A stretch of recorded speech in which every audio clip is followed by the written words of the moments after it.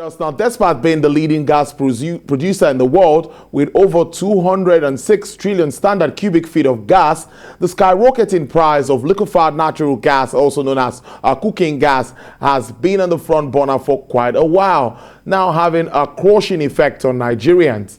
There were reports that the federal government implemented a 7.5% import tax on the commodity as the cost leaps by over 100% within a period of 8 months. Product utilization remained dismal at over 70% of the consumed gas resources reportedly imported, while importers have to contend with the high cost of foreign exchange. Electricity generating companies frequently run out of gas, thereby worsening the energy situation and keeping generation at below 5,000 megawatts. With all of these challenges, it is no doubt that Nigeria's huge gas resource are grossly underutilized. Well, I won't be doing this alone because we need to know what needs to be done and how we can get better. I'm doing this with the Chief Executive Officer of Bana Energy Limited. He's also the President of Nigerian Liquefied Petroleum Gas Association, Mr. Nuhu Yakubu. Good afternoon, Mr. Yakubu, and thank you so much for your time. Thank you very much, Tolu Tokwe. Pleased to join your show. Yes, let's start our discussion with understanding or making Nigerians understand what is happening to the price of gas. That's one way I think we can start to make them really understand. We've read a lot, we've seen a lot in the papers, online, but take us through what is actually playing out before we go into some other basics. Yeah, the price of gas, as you may have observed, there's an upward trend in the pricing of gas, liquefied petroleum gas, commonly known as cooking gas. If that's what you're talking about, yes, that's a topical issue and for discussion of today. Is the issue in the mouth of most Nigerians as to why the price of gas is going up. What's going on is that demand is surging, so to speak, and coupled with the fact that foreign exchange is getting more and more difficult to access. I heard the earlier guest on the show, Robert Motunde, speak to some of those issues of foreign exchange. Those are the issues that is informing the pricing of gas as we have it today. And now, let's now look at Nigeria's gas plan. I mean, our current gas reserves, base, and production volume. The DPR says federal government has set plans in motion targeting increasing Nigeria's proven reserves from 206 to about 250 trillion standard cubic feet in short term to medium term. Now, how feasible is this based on the current infrastructure? Sorry, your line, I didn't get the question. Oh, okay. All right, I said lately the Department of Petroleum Resources has said that the federal government has set plans in motion to increase our proven reserves. Now, how feasible is this, looking at the current infrastructure? So it's not a case of putting plans in place to improve our proven reserves. The proven reserves are proven to have increased. So we have a proven reserves today of over 200 TCF, trillion cubic feet of gas. So that's a fact, okay? So it's not a matter of putting plans in place. So I don't know, in what context you're asking that. Gas, proven reserves have improved, but again, the fact that you have an improving proven reserves doesn't speak to gas availability in the market. So the proven reserves is of natural gas, and all is a proven reserve of associated natural gas as you have it. So it's like is a find. Proven reserves speaks to the discoveries of gas, pockets of discoveries of gas all over the country, and then uncapped, okay, ready for production. But it doesn't mean they're in production yet, so that means the gas is not in the market. Now, let's now look at how much of capacity you think the 250 billion naira national gas expansion program being funded by the CBN would unlock the potential of our gas reserves, and this time the timeline to transform it into economic viability. It's a very good thing that the federal government of Nigeria has responded. They have seen the value in gas in the sector as a whole, and the potentials for gas-based industrialization, and the potential as well for human capital development, wealth creation, and employment generation and all of you. So the 250 billion naira CBN intervention fund is very, very welcome, and the industry is very happy about it. However, as you may know, gas infrastructure development is very expensive. It doesn't come cheap. It's very expensive. If you convert 250 billion naira as you have it today in terms of foreign exchange, you see that it doesn't really add up to too much. Okay, but again, it's a fair way to start. And we hear that the federal government has told us clearly that is a first step of many steps to be taken, and then we should expect more once the drawdown from the 250 billion becomes deep. All right, so it's an exciting time for the industry. We are now discussing accessibility to those funds, the ease of access to those funds, so that the key players in the industry who can actually make the desired impact as expected and according to the objectives of the NGEP, Nigerian Gas Expansion Program,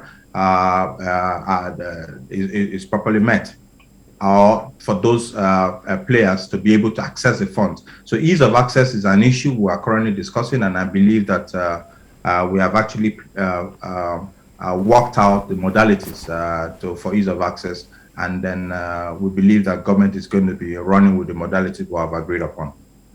I'd like to ask you, like as an association, what's your relationship with government? You know, laying out all of these, your challenges ranging from Forex and all that you've identified. What's the relationship and how are they responding to this? Well, the association has a robust relationship with government. Over the years, we have developed that relationship. So that's why I can easily speak to what the goings on out there. We constantly liaise with government, meet with government to strategize on how policies can work, because it's one thing to enunciate policies, it's another thing for the policies to work and then deliver the desired objectives. So delivering the desired objectives is what we know how to do at association level, because at association level we have multiple players playing across the entire value chain of the LPG industry, from shipping from producers to shipping, to terminaling, to bulk breaking, to bottling, to cylinder filling, to engineering and retailing and what have you. So even to you and I, consumers. So we have been able to establish that handshake with government, and government is listening. It's quite a challenge in the macroeconomic context of things in Nigeria. It is one of those many other challenges that government is faced with. So it requires balancing, placing the right priorities here and there. I believe the discussions that are ongoing will yield the right results. Like we identified earlier, we've seen a quite sharp spike in the price of LPG. But if we continue to import a large percentage of gas products, especially LPG, without domestication, boosting local utilization at an affordable rate could be a mirage. Do you share this sentiment? Not necessarily, because it's a price deregulated market. So the price, the demand and supply is sensitive to pricing and demand. Okay, you see. So in a situation where we don't have sufficient supply or domestic supply, it is only wise and proper that there's augmentation from importation. So we don't have sufficient liquefied petroleum gas, that is butane spec liquefied petroleum gas to sustain the market demand. A reason why there has to be importation to augment. I don't know if that answers your question.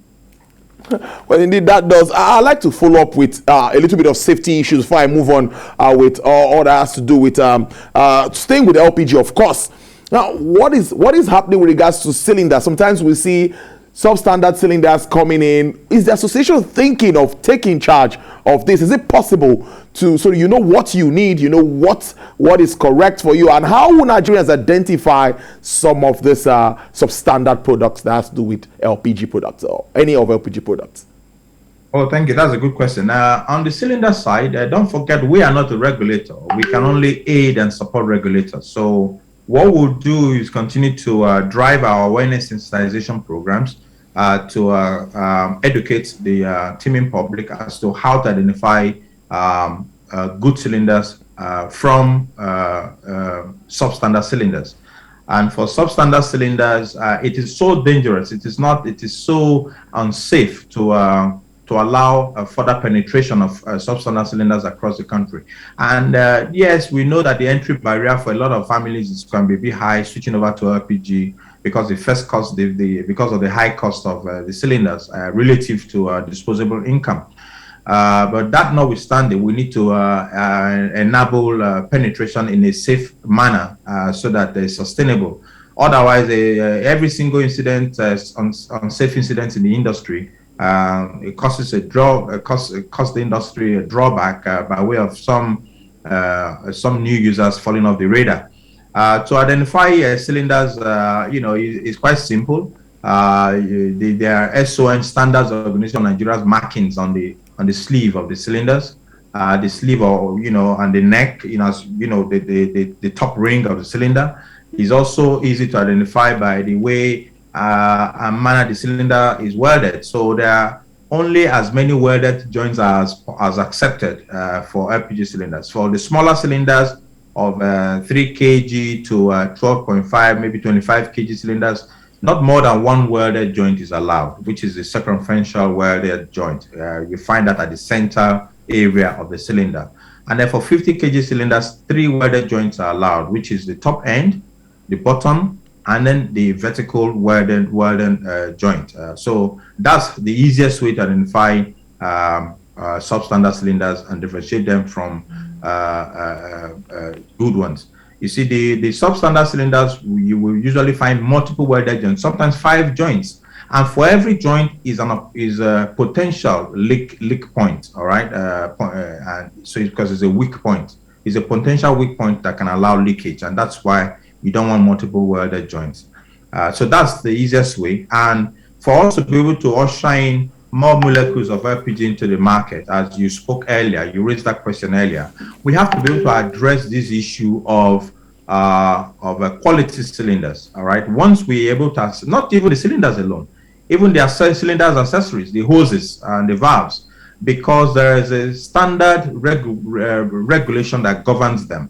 And the standard regulation that governs them, NIS 555, all right, speaks to the pressure rating that's allowable. The pressure rating is not more than the pressure you find in maybe a football, okay, your regular football. It's a 7 bar, all right? And when you begin to see take on gas into the market that is higher than that pressure rating, it is a problem if we have preponderance of substandard cylinders in the market. So what we are saying is that, look, there's some molecules, LPG molecules in the form of propane that could be ushered into the market as to augment the supply. With a nice delicate mix, going by the pressure rating of NIS 555, there's allowance for additional propane mix into the current butane spec LPG. All right, it still falls within the safety requirements of NIS 555. But that notwithstanding, we equally need to, all of us as consumers of LPG, look out for substandard cylinders out there. So when this regime kicks in, where more molecules are being freed up from the multiple domestic supply sources we have in the country that are maturing in the country today, we will not have incidents of unsafe occurrences in the market. Thanks so much for that. Now, with the exclusion of importation associated costs, economics of scales and participation of multiple players would, of course, catalyze competition. And some say this will crash price of LPG across the country. Do you foresee this in the nearest future? Look, the importation of LPG, like I said, we can't do without that for now. But again, there's a lot of but if we reduce importation of LPG, certainly it will actually help to cushion the pressure that foreign exchange volatility has on the pricing of our LPG. But even that notwithstanding, you see, we still have to address the issue of referencing. How do we price our LPG, domestic LPG? Our domestic LPG today is priced on foreign, is a reference to foreign trading platforms. Okay, so with such foreign references, you begin to see foreign occurrences impacting on domestic pricing. So, for example, if you have LPG that is priced on Mont Belvieu is North America based reference market, and then if you have your domestic LPG price on Mont Belvieu, it means that whenever it's winter in America, which calls for increased demand for propane spec LPG, it means the price of Mont Belvieu price LPG is on the upper swing. And then if you're applying that same price in Nigeria, it means naturally you and I have to be paying for it, whereas you're not in a winter situation. Then in addition, if you then add that to the already bad situation of foreign exchange, widening foreign exchange between the Naira and the international currencies, you begin to see that it's a double whammy, as people will say it, it is always a double slapping for LPG pricing as it affects consumers. So before I let you go, Nigerian government has pledged to end the burning of gas as a byproduct of oil production by 2030 under the latest climate plan submitted to the UN. What would it take to make this feasible?